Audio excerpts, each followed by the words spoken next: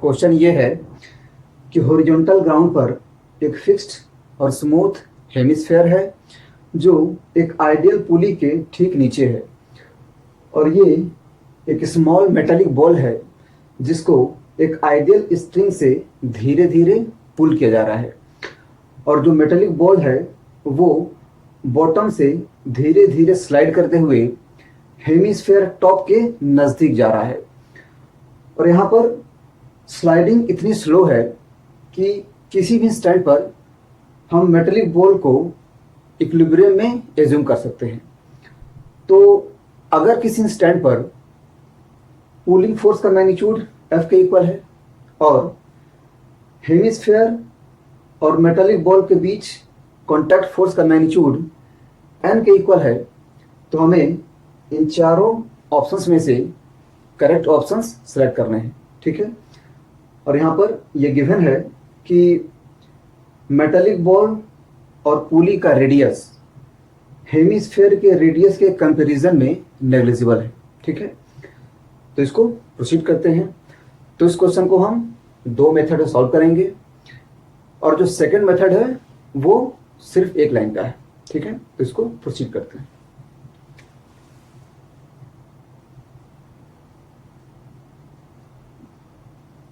Method 1,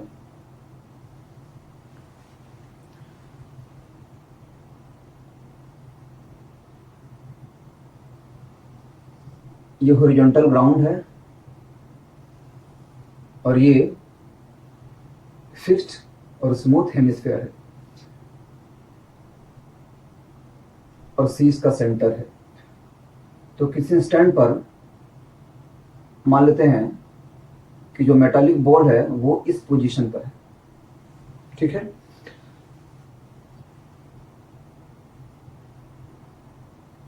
ये string हो गया और यहां पर फिक्स्ड पुली P है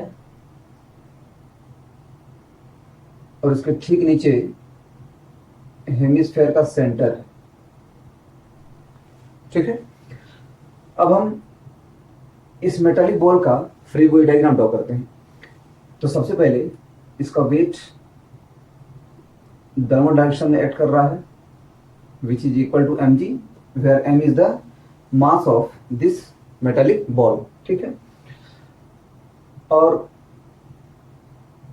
हेमिस्फेयर बॉल पर contact force along the radius apply करेगा और ये n के इक्वल है। ठीक है, अगेन स्ट्रिंग में जो टेंशन है वो F के इक्वल होगा, तो स्ट्रिंग में टेंशन F के इक्वल है। ठीक है, तो इस मेटालिक बॉल पर सिर्फ ये तीनों फोर्सेस एक्ट कर रहे हैं और ये बॉल इक्विलिब्रियम में है। ठीक है, तो हम क्या करते हैं कि इस बॉल पर लेमिस थ्योरम अप्लाई करते हैं। ठीक है, तो मान लेते हैं कि इस स्टैंड पर ये जो रेडियस वेक्टर है वो वर्टिकल से थीटा एंगल पर इंक्लाइंड है, ये वर्टिकल है। ठीक है, अगेन इस एंगल को मान लेते हैं अल्फा के इक्वल है और इस एंगल को मान लेते हैं ये फाई के इक्वल है। ठीक है, और यहां पर एक बात को ध्यान रखना जरूरी है कि ये जो स्ट्रिंग है वो कोई जरूरी नहीं कि वो हेमिस्फेयर के टेंजेंशियल हो। ठीक है, एक्चुअली ये जो स्ट्रिंग है वो हमेशा हेमिस्फेयर के टेंजेंशियल हो ऐसा इम्पॉसिबल है। ठीक है, इसको हम देख सकते हैं कि ये हेमिस्फेयर है, तो इस पॉइंट पर जो टेंजेंट होगा वो ऐसे जाएगा, अगेन इस पॉइंट पर जो टेंजेंट होगा वो ऐसे जाएगा। तो हम देख सकते हैं कि दो टेंजेंट कभी भी किसी सिंगल पॉइंट से पास नहीं करेंगे। ठीक है, मतलब ये जो स्ट्रिंग है उसका पोजीशन टेंजेंशियल नहीं है। ठीक है, तो हम इस पर लेमिस थ्योरम अप्लाई करते हैं। So we have n divided by sine of angle between M G and F, ठीक है। तो यहाँ पर एम जी वर्टिकल है और लाइन पी सी भी वर्टिकल है, ये एंगल थीटा है तो ये भी थीटा के इक्वल हो जाएगा, ठीक है। So the angle between M G and F is equal to theta plus five, theta plus five, ठीक है। और साथ में इस ट्रायंगल में theta plus five plus alpha 180 degree के इक्वल होगा, theta plus five plus alpha is equal to pi radian, ठीक है। Equal to F divided by angle between N and M G, ठीक है। तो यहाँ पर ये जो लाइन है वो स्ट्रेट लाइन है, ये एंगल थीटा के इक्वल है, तो ये वाला जो एंगल है वो पाई माइनस थीटा के इक्वल होगा, ठीक है। So the angle between N and M G is equal to pi minus theta, sine pi minus theta equal to third force M G divided by sine of angle between N and F, ठीक है।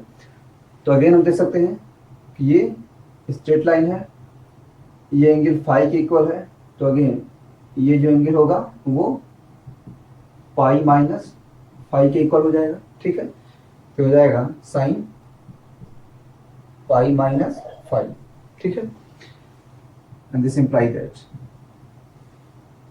N divided by sine of theta plus five, यहां से theta plus five pi minus alpha के equal है,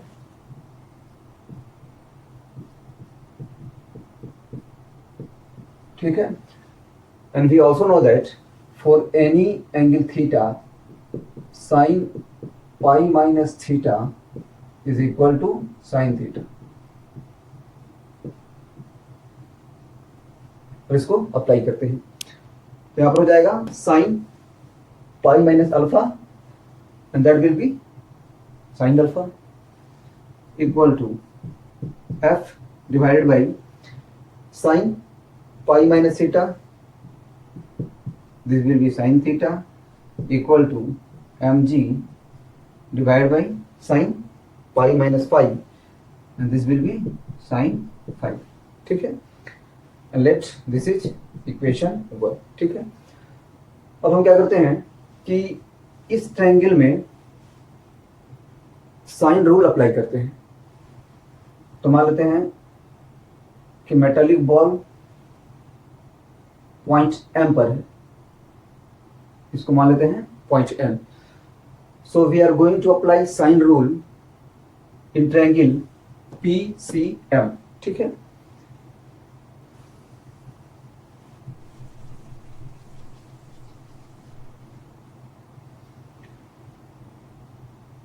तो इस triangle में side CM का जो लेंथ है वो हेमिस्फेयर के रेडियस के इक्वल है, so this length is equal to capital R, radius of the hemisphere. Again side MP जो है वो स्ट्रिंग का लेंथ है, तो मान लेते हैं कि यहां से यहां तक स्ट्रिंग का जो लेंथ है वो स्मॉल l के इक्वल है। Again side PC is the distance between fixed pulley and the center of the hemisphere and this is always constant. तो मान लेते हैं कि जो डिस्टेंस PC है वो स्मॉल d के इक्वल है, ठीक है। Now we have r divided by length of this side is r divided by sine alpha equal to l divided by sine theta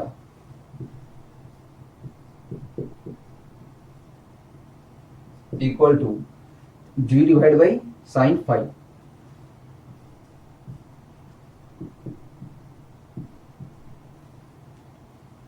and let this is equation 2। ठीक है, अब हम क्या करते हैं कि इक्वेशन 1 से n और f की वैल्यू फाइंड आउट करते हैं। Now m is equal to mg into sine alpha by sine five, mg into sine alpha by sine five, and this imply that n is equal to mg into sin alpha by sin phi. So from equation 2 we have sin alpha by sin phi equal to r by d, r by d। ठीक है, next f को find out करते हैं। f is equal to mg sin theta by sin five,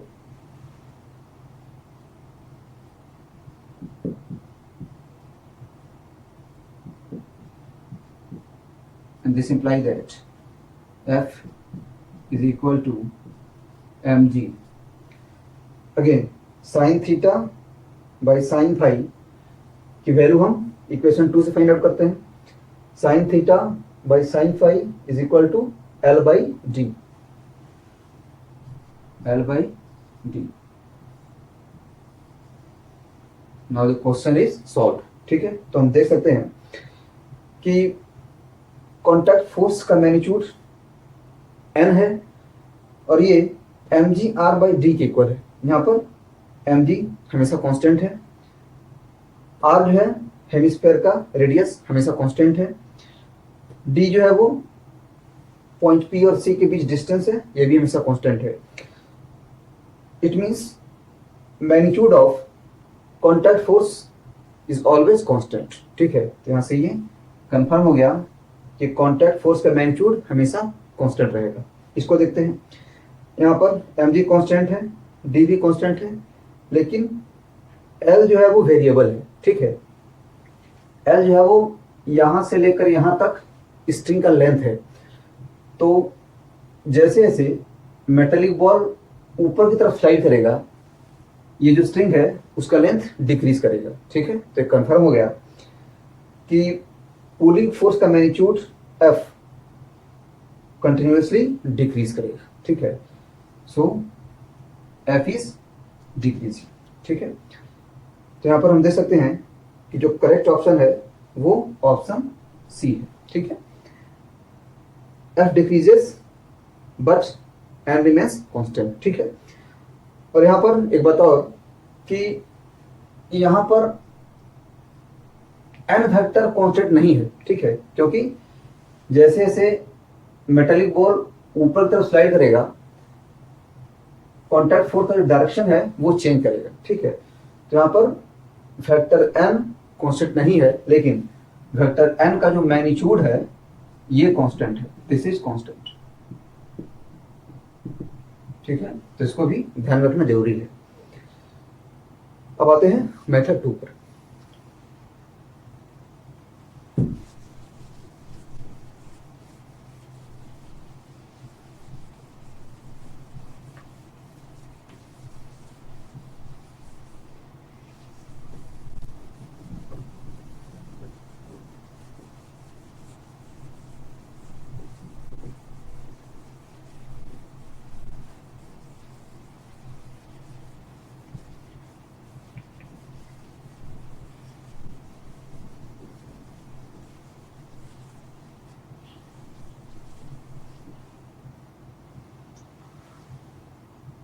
method 2, तो method 2 में हम सिर्फ triangle law apply करके इस क्वेश्चन को बहुत आसानी से सॉल्व कर सकते हैं। ठीक है, तो अगेन ये हॉरिजॉन्टल ग्राउंड है और ये फिक्स्ड और स्मूथ हेमिस्फीयर है। तो मान लेते हैं कि किसी भी स्टैंड पर मेटालिक बॉल इस पोजीशन पर है, ये स्ट्रिंग है, यहाँ पर फिक्स्ड पुली P है और ठीक इसके नीचे हेमिस्फेयर का सेंटर सी है। ठीक है, तो मेटालिक स्फीयर पर सिर्फ 3 फोर्सेस एक्ट कर रहे हैं। डाउनवर्ड डायरेक्शन में इसका वेट mg एक्ट कर रहा है and this is vector mg। Again along the string इस पर टेंशन फोर्स F एक्ट कर रहा है, this is vector F। Again along the line of contact, that is along the radius vector, इस direction में इस पर normal contact vector that is vector n add कर रहा है। ठीक है, और मेटालिक बॉल किसी भी इंस्टेंट पर इक्विलिब्रियम में है, मतलब यहाँ पर तीनों फोर्स का जो रिजल्टेंट है वो 0 है। So we must have vector n plus vector f plus vector mg equal to 0।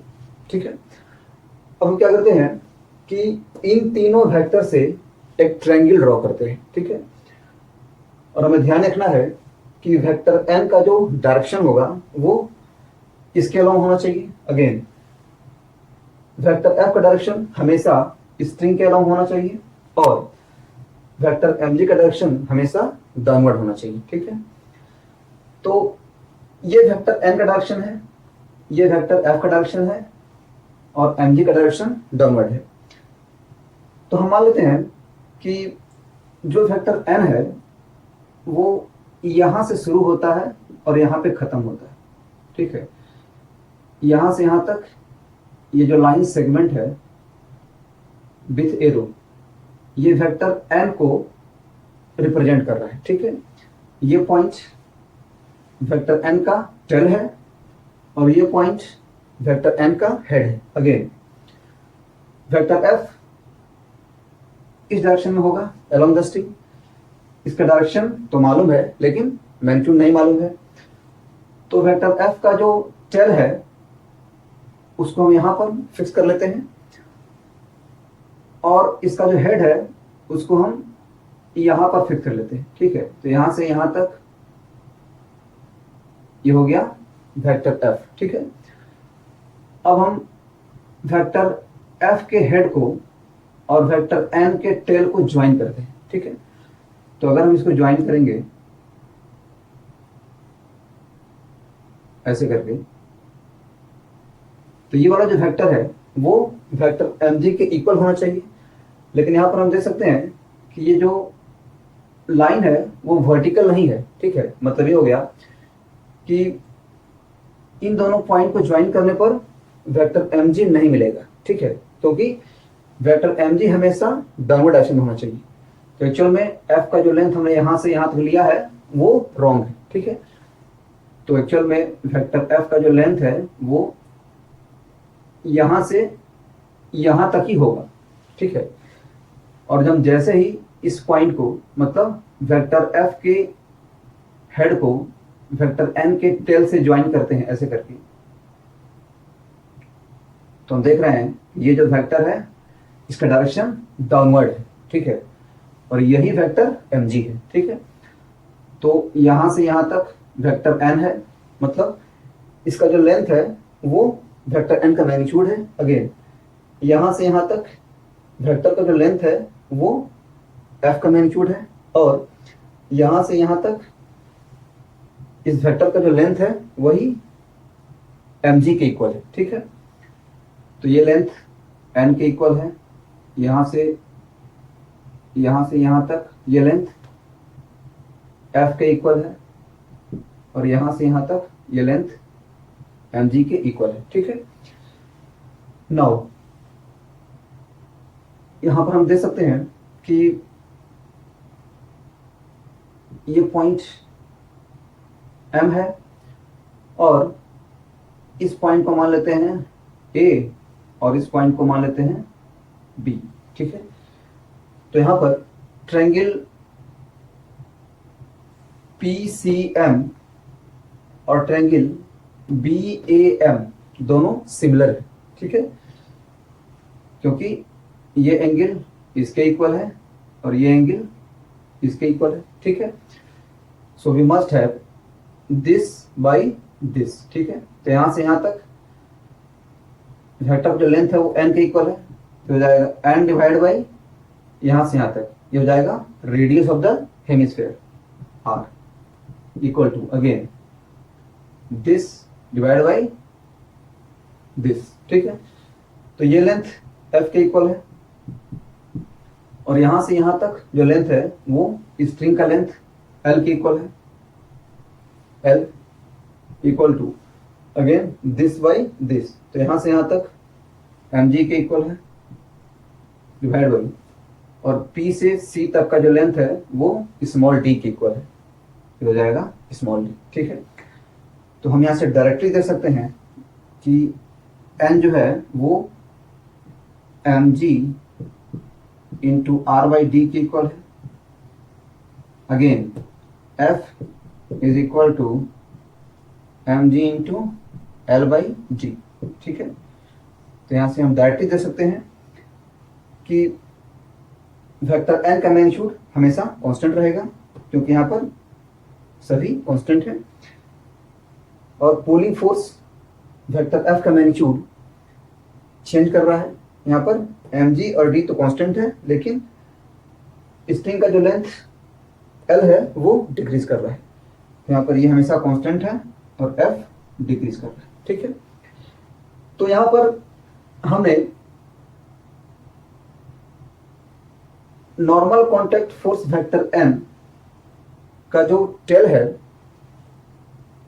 उसको पॉइंट A माना था, ठीक है। मतलब पॉइंट A को हमने n वेक्टर का टेल माना था, तो हम किसी भी पॉइंट को वेक्टर n का टेल एज्यूम कर सकते हैं, ठीक है।